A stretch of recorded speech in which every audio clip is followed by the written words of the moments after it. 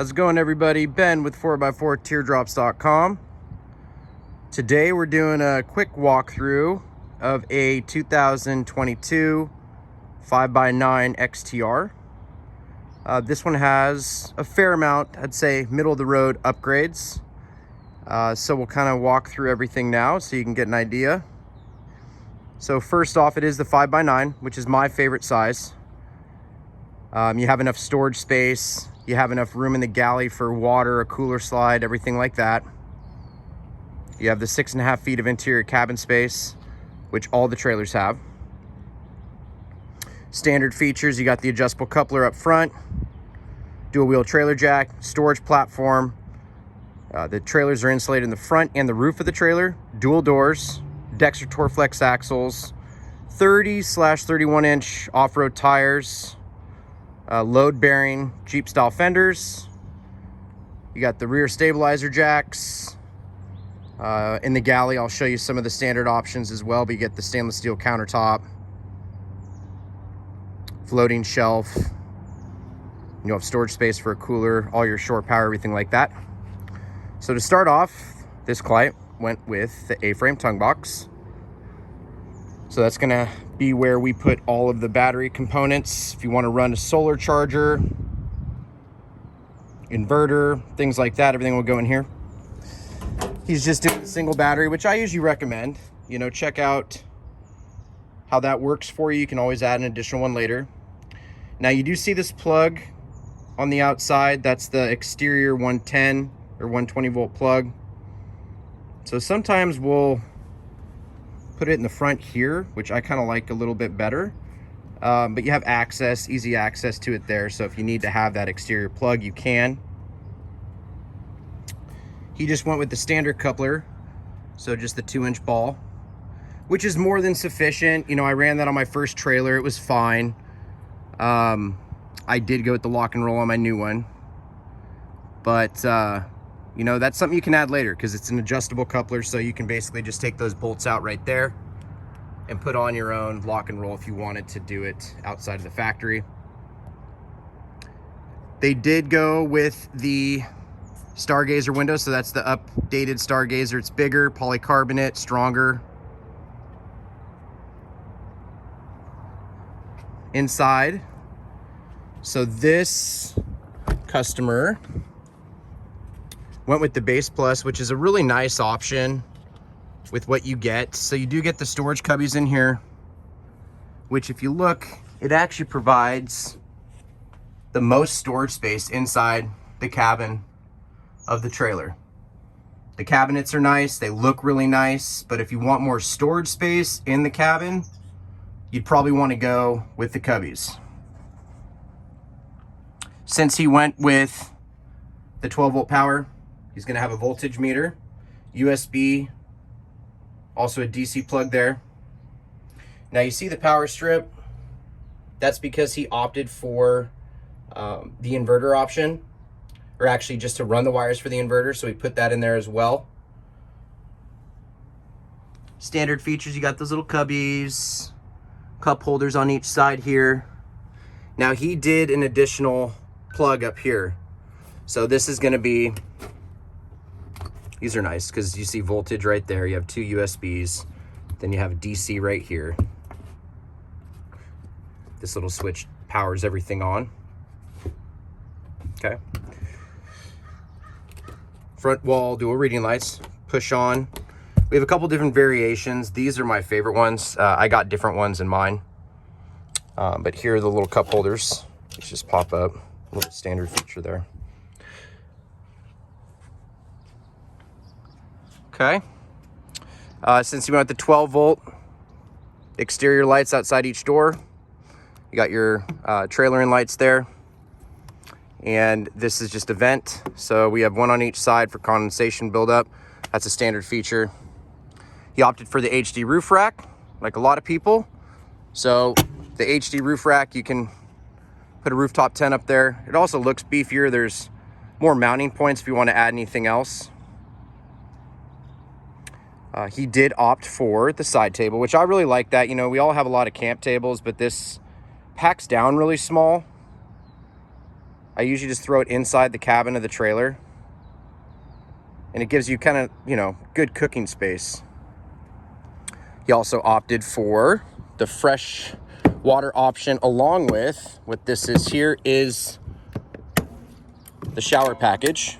Oops. So this is the Camp Lux. You connect the red hose to the water heater itself, the blue one, which I'll show you where that goes real quick. Oops. It's gonna go right into here. I'm trying to do this one-handed.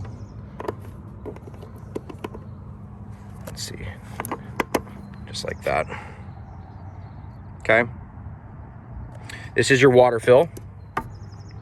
Now, when we do the fresh water option with the water heater package, we run a bigger pump.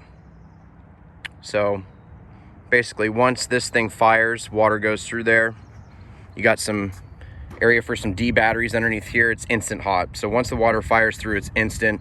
I usually recommend keeping it away from your body when you're setting it up, testing the water out, because it can be pretty hot. The water heater package also includes the propane tank mount, which is nice with the side table, because then you can set your stove up here, barbecue, whatever. Everything is right here. Okay. Moving to the back, he didn't opt for the Black Ops package, so it's just the traditional diamond plate. We'll open up the galley here. So this is what the Base Plus looks like. So you got the cubbies inside the cabin of the trailer. You got the floating shelf, 13-inch sink because he went with the water option. And then the Base Plus includes this cabinet over your electrical and water tank down here.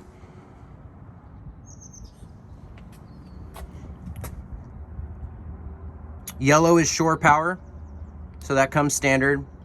This is going to be for the extra plug up front, the 110.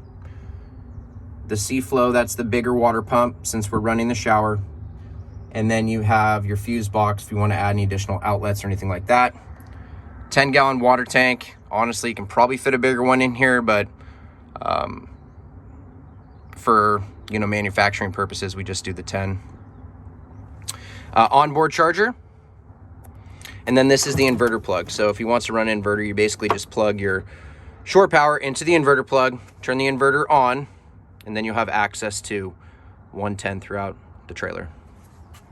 This is the cooler slide. That's the new locking hitch or locking slide, which I really like. We're doing that now. Usually we kind of just had the lock on the right-hand side, but I really like the locking slide, so that's an update. With the 12 volt, you also have the light in the galley here. Okay. Working our way to this side of the trailer. He opted for the spare tire. In which, you know, to be honest, when you build these, you guys, you know, it really depends on how you're going to use the trailer. But I usually always recommend having some type of spare option, whether you match the hub pattern to your tow vehicle so you can use the spare on your tow vehicle, or to get the spare tire. If you happen to get a flat out on the trails, you know, having an option is going to save you in the long run. It's going to cost more to get a trailer towed 20 miles down a dirt road, or, you know, de-hitching it and taking your tow vehicle to go get the flat fix. So, you know, we got three options there. You can match the hub pattern, you can just get the spare tire, or you can get spare tire with the matching hub pattern, which is what I have on my trailer because I'm running 35s and I don't have a 35-inch spare.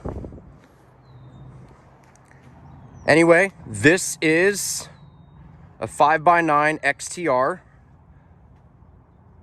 with moderate upgrades. Say it's middle to a little bit higher than middle of the road in terms of upgrades, but it came out really nice. Client's coming to pick his trailer up now. I know he's going to be stoked on it. But I hope you guys liked the video. I'm going to try to keep doing more. So if you like this video, please subscribe to the channel. I hope this helps, you know, with just doing your research for teardrops. But it's difficult to find a teardrop out there comparable to our build quality and price. I did a ton of research before I got involved with vintage. We build awesome campers at a solid price. So if you guys are interested, hit me up for a quote, or if you just want to chat about stuff. But thanks for watching, and see you out there.